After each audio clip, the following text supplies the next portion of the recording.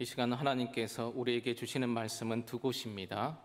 먼저 창세기 42장 18절에서 25절입니다. 제가 보는 성경으로 구약 66쪽입니다. 말씀을 봉독할 때에 하나님의 음성을 들으시기 바랍니다. 사흘 만에 요셉이 그들에게 이르되 나는 하나님을 경외하노니 너희는 이같이 하여 생명을 보존하라.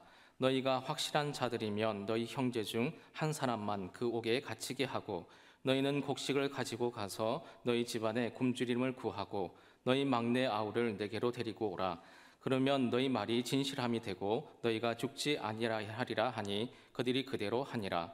그들이 서로 말하되 우리가 아우의 일로 말미암아 범죄하였도다. 그가 우리에게 액을 할 때에 그 마음의 괴로움을 보고도 듣지 아니하였으므로 이 괴로움이 우리에게 임하도다.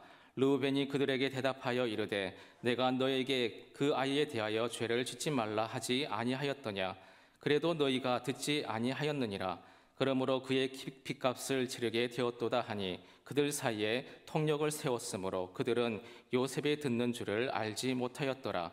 요셉이 그들을 떠나가서 울고 다시 돌아와서 그들과 말하다가 그들 중에서 시몬을 끌어내어 그들의 눈앞에서 결박하고 명하여 곡물을 그 그릇에 채우게 하고 각 사람의 돈은 그 자루에 도로 넣게 하고 또 길 양식을 그들에게 주게 하니 그대로 행하였더라.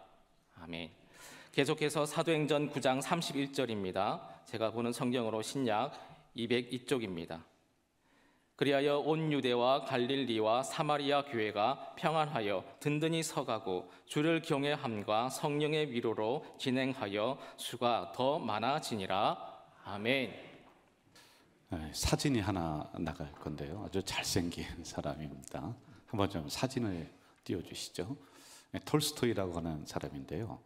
19세기 러시아 문학 작가입니다. 그런데 세계적인 작가입니다. 그가 50편의 짧은 소설을 썼는데 굉장히 재미있고 유익한 소설들입니다. 그의 사상과 고뇌, 갈등, 고민, 근데 그분이 주로 사람은 무엇인가? 그리고 자비는 어떤 것일까? 그리고 사랑은 어떻게 해야 되는가? 이런 것을 고민한 것을 그 소설 속에 담아놓고 있습니다. 톨스토이가 이 단편 짧은 소설을 쓰게 된 이유가 있습니다.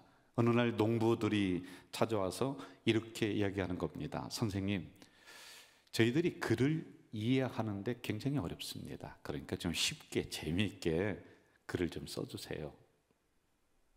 그래서 이 부탁을 받고 이 소설을 쓰게 됐는데 그 소설을 보면은요 굉장히 직관적이에요. 그리고 주제가 아주 선명해요. 그리고 재미있습니다. 그리고 무슨 이야기를 하는지를 금방 알 수 있도록 이렇게 써놓은 소설들이에요. 제가 두 편을 소개를 할게요. 세 가지 질문이라고 하는 단편 소설이 있습니다. 그 내용은 이렇게 진행이 돼요. 한 나라의 왕이 신하들을 불러놓고는 세 가지의 질문을 합니다. 세상에서 가장 중요한 때는 언제이냐? 그리고 세상에서 가장 중요한 사람이 누구인가? 그리고 세 번째는 세상에서 가장 중요한 일이 무엇인가? 그런데 답을 못하는 거예요. 그러자 이 왕이 현자, 아주 지혜로운 스승을 찾아가서 그 답을 얻어온다는 내용입니다. 그 답은 이렇습니다. 가장 중요한 때는 바로 지금 이 순간이다. 가장 중요한 사람은 지금 너와 함께 하고 있는 그 사람이다. 그리고 가장 중요한 일은 그 사람이 중요하게 여길 수 있도록 사랑해주고 좋은 일을 하는 것이 우리가 살아가는 이유이다 라고 하는 이야기의 소설입니다. 또 하나 더 소개할게요. 사람은 무엇으로 사는가 라고 하는 이 소설이 있습니다. 하나님께 벌을 받은 천사가 가난한 청년의 모습으로 등장을 하는데 하나님이 이렇게 이야기를 합니다. 네가 가서 세 가지 숙제를 해가지고 와야지, 그 답을 얻어와야지 너는 천사로 다시 원상복귀 된다. 그래서 지상에 내려옵니다. 세 가지 질문은 이렇습니다. 사람의 마음속에 무엇이 있는가? 첫 번째 숙제. 그리고 두 번째는 사람에게 허락되지 않은 것이 무엇인가? 그리고 세 번째 숙제는 사람은 무엇으로 사는가? 이 숙제를 해가지고도록 쫓김을 받습니다. 구두수선공이 있습니다. 그 소설에 등장하는 내용이에요. 그런데 교회를 가고 있는 중에 모퉁이를 돌아서니까 별것 입지 않은, 그러니까 좀 허름하게 입은 아주 초라한 모습의 청년이 그 모퉁이에서 덜덜 떨고 있습니다. 이 구두수선공이 그냥 지나가지 않고 그 청년에게 묻습니다. 어디서 왔느냐? 직업은 무엇이냐? 배는 고프지 않느냐? 그리고 거할 때는 있냐? 아무것도 없죠. 원래 그 청년은 지금 막 하나님으로부터 숙제를 받고 쫓겨난 천사였어요.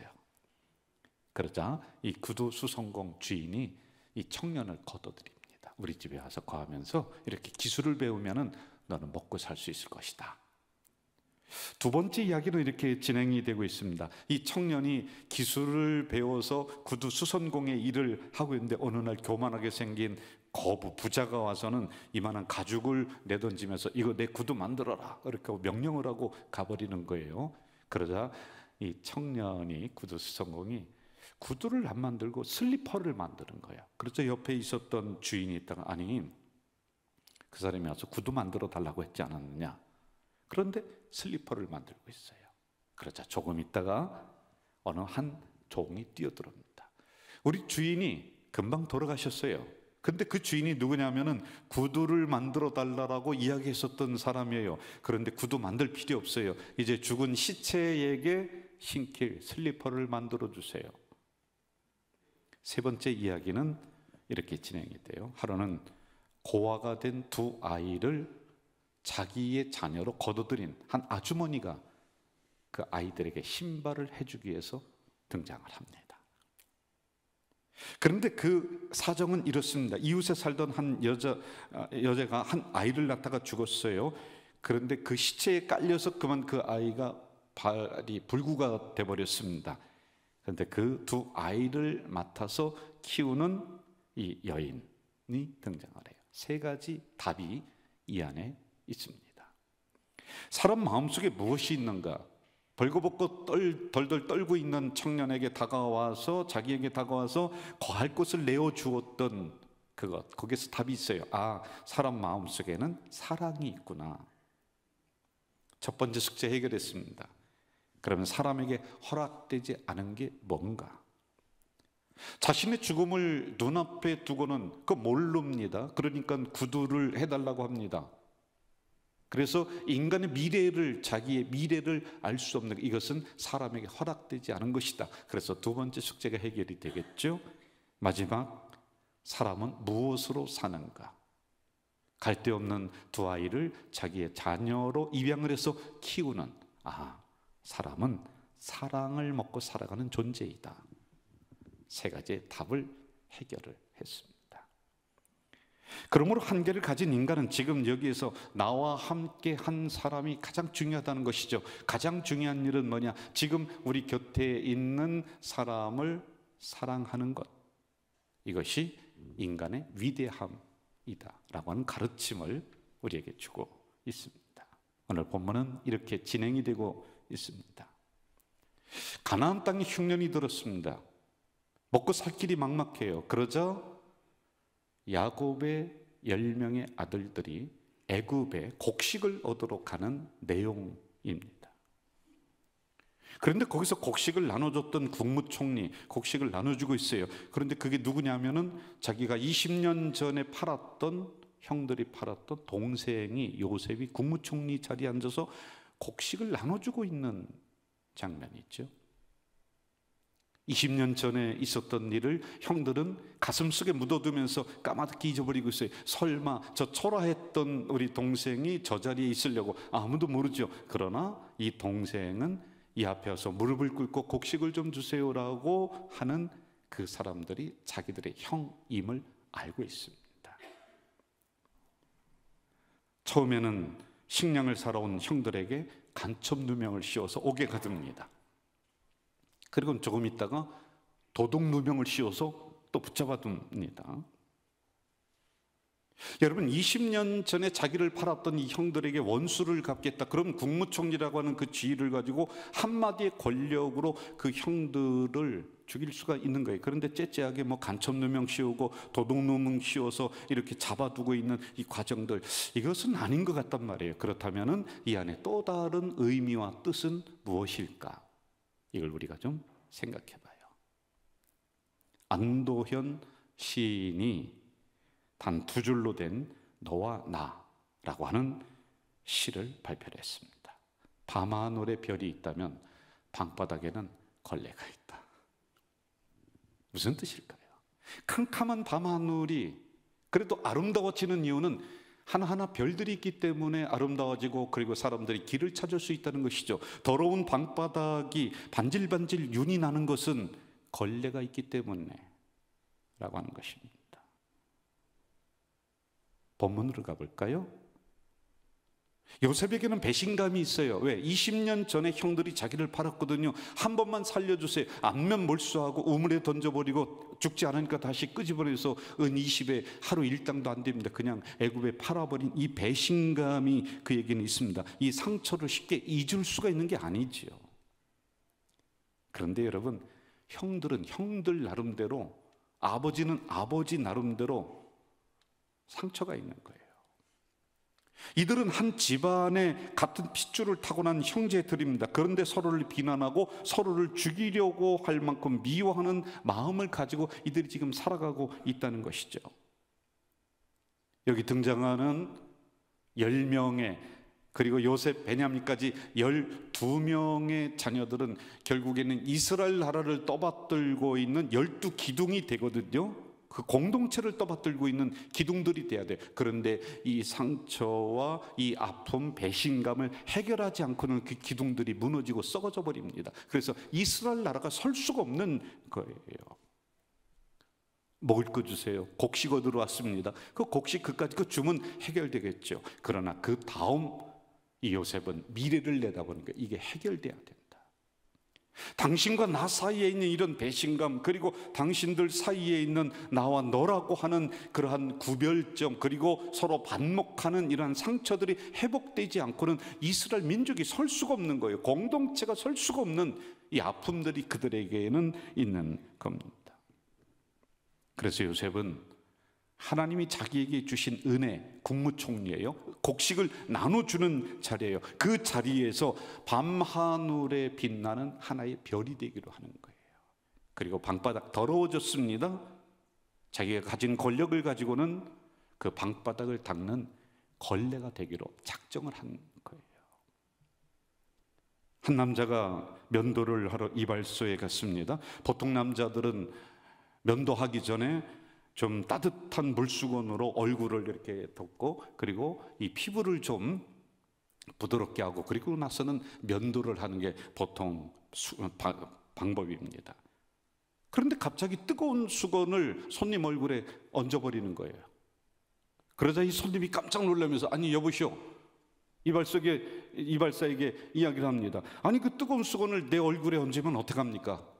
그러자 이발사는 이렇게 대답합니다. 아이고 죄송합니다. 제가 이 수건이 너무 뜨거워서 그만 손님 얼굴에 던져버렸습니다.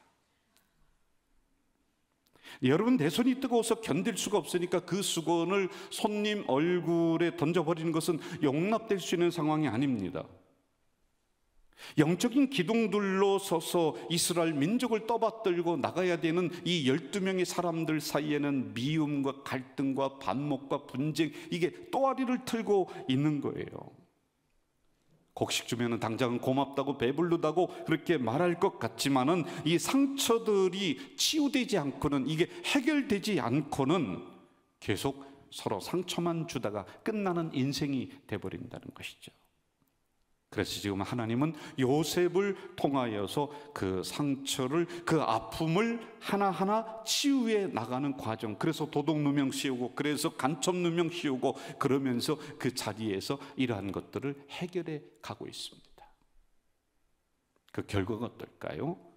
창세기 44장 16절 이렇게 기록하고 있습니다. 여러분, 반복되는 단어를 한번 헤아려 보세요. 유다가 말하되 우리가 내 주께 무슨 말을 하오리까, 무슨 설명을 하오리까, 우리가 어떻게 우리의 정직함을 나타내리까. 하나님이 종들의 죄악을 찾아내셨으니 우리와 이 잔이, 반복되는 단어가 뭐죠? 우리. 몇 번이 나오죠? 4번이 등장을 합니다. 원래는 나만 살겠다라고 욕심을 내던 사람들이요, 나 잘났다라고 그렇게 말하던 형제들이었습니다. 아니, 형제가 아니었죠. 서로 경쟁 상대였죠. 그런데 이러한 고난을, 이러한 어려움과 이러한 치유의 과정을 통해서 지금 이들이 하고 있는 단어는 우리라고 하는, 우리는 한 공동체다, 우리는 한 운명이다, 우리는 이스라엘 민족을 함께 떠받들고 나가야 되는 기둥들이다라고 하는, 이것이 회복되고 있는 거죠. 서로에게 뜨거운 수건을 던졌던 사람들이었지만은 이런 어려움을 헤쳐가면서 이제 서로가 사랑해야 될 존재, 그리고 서로 받쳐줘야 될 버팀목이라는 것을 그때서야 깨닫게 됩니다. 사자는 상처가 나면은 동굴 속에 숨고 그 상처를 아물 때까지 그냥 그 안에서 계속 머물고 그러지 않는데요. 천하를 호령하는 이 사자도요, 상처가 나면은 따뜻한 햇볕에 자기의 상처를 내어 보이면서 이 햇볕을 통해서 자기의 상처가 회복되도록 그렇게 드러낸다는 것입니다. 여러분, 우리는 가족 공동체에 함께 만나도록 하나님이 불러주셨습니다. 그렇다면 적어도 다른 사람 얼굴에 내 손이 뜨겁다고 해서 뜨거운 수건을 던지는 존재가 아니라 오히려 사랑의 따뜻한 빛을 전달해주는, 그래서 살아오면서 세상으로부터 받았던 이러한 상처들을 서로 치유해주는 이러한 사랑의 공동체가 되라고 하는 것이죠. 오늘 신약 본문은 이렇게 시작해요. 31절, 그리하여. 이 그리하여라고 하는 단어는 앞에 있는 그 어떤 사건으로 인해서 나타난 결과들을 이야기할 때 그리하여라고 하는 단어를 사용해요. 27절을 보면은 바나바라고 하는 사람이 등장을 해요. 바나바가 데리고 사도들에게 가서, 앞절인 26절을 봅시다. 사울이 예루살렘에 가서 제자들을 사귀고자 하나 다 두려워하여 그가 제자됨을 믿지 아니하니. 여러분, 초대교회는 예수 믿는다는 이유로 핍박을 받고 죽는 거, 그 새롭지 않아요. 그냥 보편적으로 일어나고 있는 일들이었습니다. 사울이라고 하는 청년은 속칭 예수 믿는 사람을 찾아내서 현장에서 죽이든지 아니면은 감옥에 가두든지, 오늘 이야기하면 살인 면허증 가지고 있다, 이렇게 한번 쳐봅시다. 우리나라 조선시대에 추노라고 하는 사람들이 있었어요. 노비로 있다가 도망친 사람을 끝까지 쫓아가서 그 노비를 잡아오는 전문적인 일을 하는 사람들입니다. 그 노비를 살아서 데리고 왔다 열량, 죽여서 데리고 왔다 세냥. 주인으로부터 도망친 노비들이 가장 두려워하는 것은 누구냐? 추노꾼, 자기를 잡으러 오는 사람들이에요. 마치 이렇다고나 할까요? 예수 믿는 사람들이 어디에 있는지 수소문해서 끝까지 찾아갑니다. 그리고 그들을 잡아옵니다. 옥에 가둡니다. 그렇지 않으면 죽여버리는 거예요. 8장 3절 이렇게 기록하고 있어요. 사울이 교회를 잔멸할세 각 집에 들어가 남녀를 끌어다가 옥에 넘겼다. 이랬던 사람이 구장으로 오면서 갑자기 변화를 받는 거예요. 내가 예수 믿는다는 거예요. 내가 하나님으로부터 변화받았다는 거예요. 내가 예수님을 만났다는 거예요.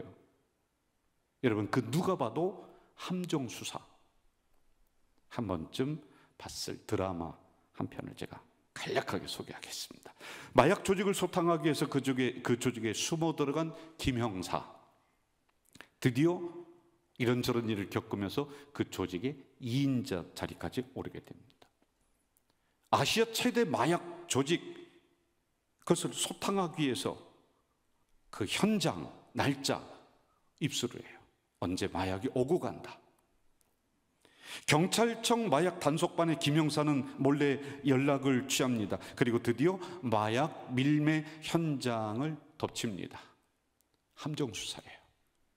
자기는 마약 조직의 2인자까지 자기의 직분을 숨기면서 올라갔습니다. 어제까지만 해도 사람을 잡아 죽이고 예수 믿는 사람을 옥에 가두었던 이 사울이라고 하는 청년이 이제부터 나는 예수로 말미암아 변화를 받겠다, 누가 봐도 그 말에 속으면 다 잡혀갈 수 있는 함정수사, 의심이 당연히 듭니다. 이 설명은 26절을 이해할 수 있는 중요한 단서가 되죠. 사울이 예루살렘에 가서 제자들을 사귀고자 하나 다 두려워했다. 사울이 제자됨을, 예수 믿는 것을 믿지 아니했대. 이때 등장했던 인물이 바나바라고 하는 인물이었습니다. 우리가 한 번쯤 들어봤을 이야기 한 토막하고 또 진행해 봅시다. 옛날 어느 봄날에 태조 이성계가 자기의 스승 무학대사와 만나서 술잔을 기울이고 무학대사는 차를 한 잔 마시고 있습니다. 이때 이 태조 이성계가 이렇게 스승에게 이야기합니다. 대사의 얼굴을 보니까 꼭 돼지 같습니다. 그러자 당황하지 않고 이 무학대사가 이렇게 답변을 합니다. 제가 대왕을 배우니 부처님 같습니다. 당황한 것은 이성계였습니다. 아니, 자기는 돼지 같다라고 했는데 부처 같다라는 거예요. 그 이유를 물었습니다. 그러자 무학대사가 이렇게 이야기합니다. 돼지의 눈으로 상대방을 보면은 돼지처럼 보이고 부처의 눈으로 상대방을 보면 부처처럼 보인다. 여러분, 그러면은 누가 돼지입니까? 그렇게 말한 이성계가 돼지라는 이 가르침을 주었다는 이야기이죠. 자, 바나바는 다른 사람의 장점을 찾아내서 연결해 주는 특징이 있습니다. 사도 바울을 제자들과 연결해 줍니다.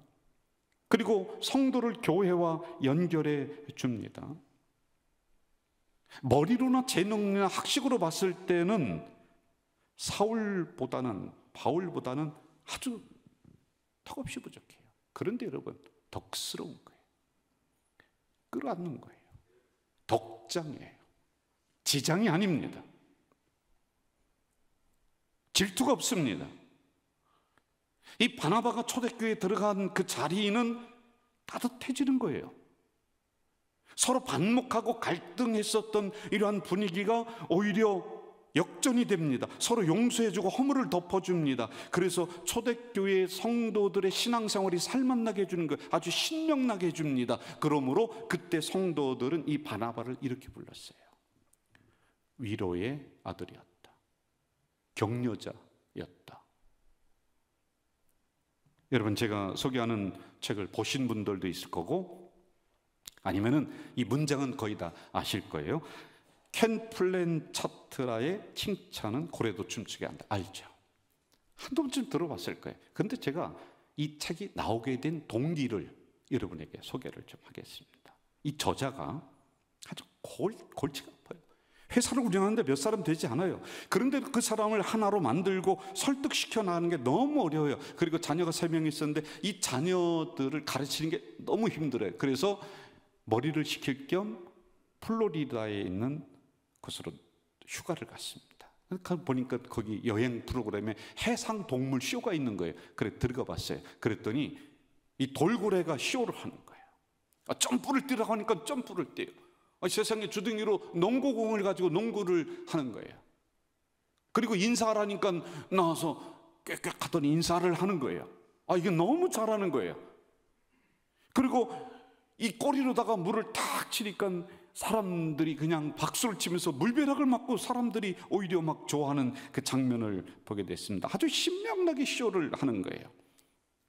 이때 저자가 생각을 해요. 나는 우리 부하 직원 몇 명 때문에 골치 아파서 자녀들 3명 아무리 가르쳐도 되지 않는데 도대체 말도 안 통하는 저 돌고래를 어떻게 훈련시켰을까? 조련사를 찾아가서 방법을 배우기로 했습니다. 조련사는 아주 간단하게 이야기해요. 첫째, 믿어라. 잘한 것에 초점 맞춰서 박수 쳐줘라. 그리고 칭찬하라. 그래서 책이 나왔어요.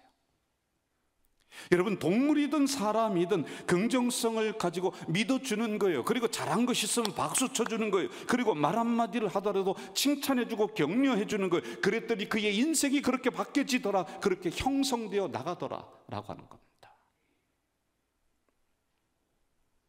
여러분 직장에서 스트레스 받았어요. 가정에서 스트레스 받았어요. 요즘에는요 경제 때문에 너무 스트레스가 돼요. 그런데는 교회 와서도 막 스트레스 받았어요. 이게 되겠어요? 우리는 말씀의 격려가 필요한 존재들이에요. 우리는 말씀의 응원이 필요한 존재들이에요. 그런데 여러분 저만이 아니라 여러분들 서로에게 주님은 그 직분을 주셨어요. 여러분들이 바나바가 되어서 또 다른 성도를 말씀으로 격려해 줘야 돼요. 우리 장로님들을 격려하고 장로님들은 또 바나바가 되어서 성도들을 격려하고 칭찬해 주고, 그래서 여러분 교회에 왔더니 신명 나는 거예요. 신바람 나는 거예요. 스트레스가 사라지는 거예요. 저는 이러한 공동체가 우리가 되길 주 이름으로 축원합니다. 여기 앞에 있는 목사도요, 격려 필요한 거예요. 격려가 필요하지 않고 칭찬이 필요하지 않는 사람이 한 사람도 없단 말입니다. 격려는 상처 입고 쉬고 싶어하는 성도를 다시 일으키는 거예요. 격려라고 하는 단어 헬라로 보면 파라칼레오라고 사용을 하고 있어요. 파라 옆에서 칼레오 소리치다, 잘한다고 소리치는 거예요. 응원해 주는 거예요. 여러분 히딩크라고 하는 감독이 아주 센세이션을 일으켰죠. 우리나라 축구의 열풍을 불러일으켰습니다. 그런데 그때 히딩크의 리더십이 소개가 됐습니다. 설기현이라고 하는 선수가 막 지쳐서 경기를 포기하려고 할 때 설기현에게 닿아서 야 기현아, 너 조금만 더 하면은 훌륭한 선수가 될 수 있어. 그래서 여러분 설기현이 골을 넣잖아요. 안정환이 PK를 차는데, 페널티킥을 차는데 그만 실수를 했습니다. 보통 감독 같으면 너 나와, 그리고 새로운 사람 집어넣습니다. 그런데 이 히딩크 감독이 뭐라고 하냐면 야 정환아 괜찮아, 너 열심히 할 수 있어, 너 잘할 수 있어, 네가 골을 넣어서 대한민국을 기쁘게 해줘. 그랬더니 후반전에 골 넣잖아요. 여러분 여기 있는 사람들이 말씀의 격려와 말씀의 위로 가지고 새로운 힘을 얻을 수가 있고, 여러분의 비난의 말 한마디에 우리의 풀이 다 꺾일 수가 있는 거예요. 사도행전을 읽어가다 보면은 아주 이상한 걸 발견해요. 바나바가 선배입니다. 바나바가 먼저 등장해요. 이름이. 그 다음에 바울이 나옵니다. 그리고 중간쯤 가면은 이게 서로 왔다 갔다 하면서 바울, 바나바, 바나바, 바울 이렇게 섞여서 나와요. 그런데 후반전으로 가면서요, 이 사도행전 보면은 누가 먼저 나오느냐? 바울이 먼저 나와요. 그리고 뒤에 바나바가 나와요. 그리고 결론 부분에 가면은 어느 사이에 바나바는 없어져요. 이름이 안 나와요. 아마 사도 바울이 제대로 사역하는 것을 보면서 이 바나바는 흡족해하며 행복했을 거예요.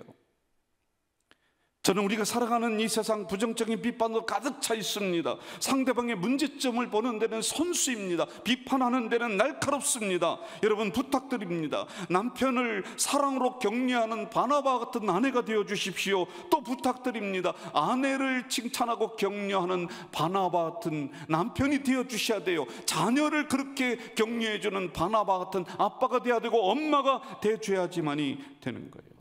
성도를 사랑으로 격려하는 바나바 같은 그런 여러분들 서로가 되시기를 주 이름으로 축원합니다. 31절 이렇게 기록하고 있죠. 그리하여 이 사건이 있었어요. 그리하여 온 유대와 갈릴리와 사마리아 교회가 평안에 든든히 서가고 주를 경외함과 성령의 위로로 진행하여 수가 더 많아졌다. 교회가 편안했다. 사랑이 넘실거렸다. 서로 격려하고 칭찬하느라고 단점을 보지를 못한 거예요. 여러분 요즘에는 이제 교회가 등록하고 부흥하는 교회들을 한번 파악해 봤더니 수평 이동이 많았어요. 다른 교회 다니시다가 그쪽 교회로다가 등록을 하는 거예요. 근데 왜 그런가? 그 이유를 찾아가 들어갔어요. 그랬더니 진저리가 난다는 거예요. 교회 갔더니 쌈박질하고 이간질시키고 험담하고 그게 너무 싫다는 거예요. 교회에서 말씀 듣고 힘을 좀 얻어야 되는데 스트레스 잔뜩 받고 다시 돌아가게 만든다는 거예요. 그래서 아예 교회라면 진저리를 칩니다. 그렇지 않은 교회가 어딘가를 찾아서 헤매는 사람들이 많다는 거예요. 바나바 같은 사람 한 명 때문에 그 한 교회가 평안해진 것이 아니라 유대와 사마리아, 갈릴리 교회, 수많은 교회에 영적인 영향력을 끼치는 이러한 존재, 여러분 이러한 사람들이 우리가 돼야지, 우리 교회가 돼야지 누가 되겠습니까? 근데 더 놀라운 결과가 나타나요. 분위기만 좋아진 게 아니에요. 성도들의 믿음이 든든해지기 시작했다. 그리고 주를 경외함과, 경외는 예배입니다. 예배 중심이 되었다. 그리고 예배 중에 성령의 위로로 진행이 되었다는 것이에요. 영적인 면에서, 신앙적인 면에서 이러한 역사가 일어났다는 것입니다. 그렇게 되니까 그 다음에 주를 경외하는 사람들이 많아졌다, 수가 많아졌다. 이거는 당연한 결과입니다. 여러분, 저는 우리 가족 공동체 이 시간 예배드린 여러분에게 간절히 부탁을 드립니다. 정말 사랑이 넘실거리는 우리 가자 제일교회로 함께 만드시기를 주의 이름으로 부탁드립니다. 그래서 믿음으로 든든히 서고 예배 중심이 되고 성령의 위로가 이 시간에 넘쳐나는 우리 공동체가 되길 주의 이름으로 축복합니다. 여러분이 바나바가 되어주세요. 바나바가 되어주세요. 그렇게 됐을 때 수가 더 많아졌다. 단지 숫자가 아니에요. 여러분들 가정의 수가 많아졌다. 여러분들 물질 때문에 어렵고 힘든 이런 상황에 하나님은 넉넉한 은혜를, 넉넉한 땅의 복을 여러분에게, 우리 공동체에게 주실 줄로 믿습니다. 여러분이 찬양으로 함께 결론을 삼고 싶습니다. 우리 서로를 향해서 축복해주는 너는 담장 너머로 뻗은 나무 같이 할까요?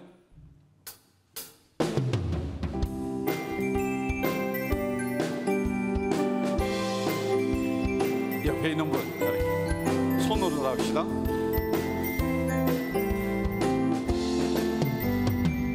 너는 담장 너머로, 너는 담장 너머로 뻗은 나무, 가지에 푸른 열매처럼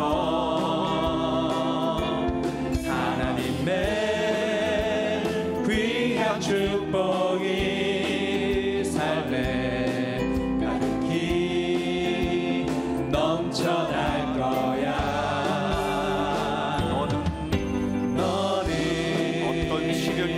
어떤 시련이 와도 능히 옆에 있는 분 이겨내 강한 다리 있어.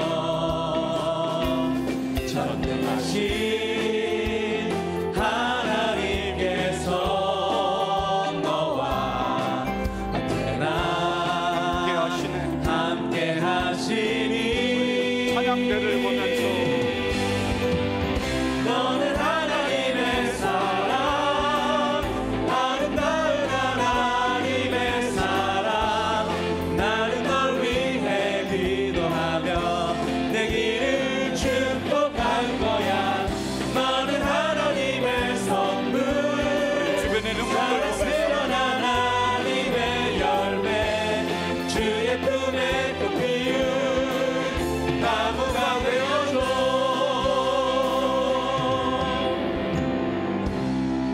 전능하신 아버지 하나님, 김명서 담임 목사가 이야기하는 교회가 아니라 성경에서 말씀하시는 교회는 어떤 교회일까?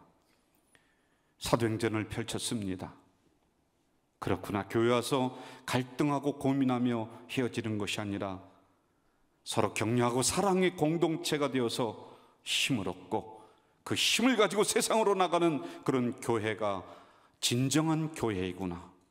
오늘 우리에게 말씀해 주시니 감사합니다. 내가 요셉이 되게 하시고 내가 바나바가 될 수 있도록 인도해 주시옵소서. 그리하여서 수가 많아졌다, 단지 인원이 많아지는 것이 아니라 형통하게 되는 그 역사가, 땅의 복이 많아지는 그 역사가 가정과 기업과 그리고 우리 교회에 넉넉해지도록 인도해 주시옵소서. 예수님의 이름으로 기도하옵나이다. 아멘.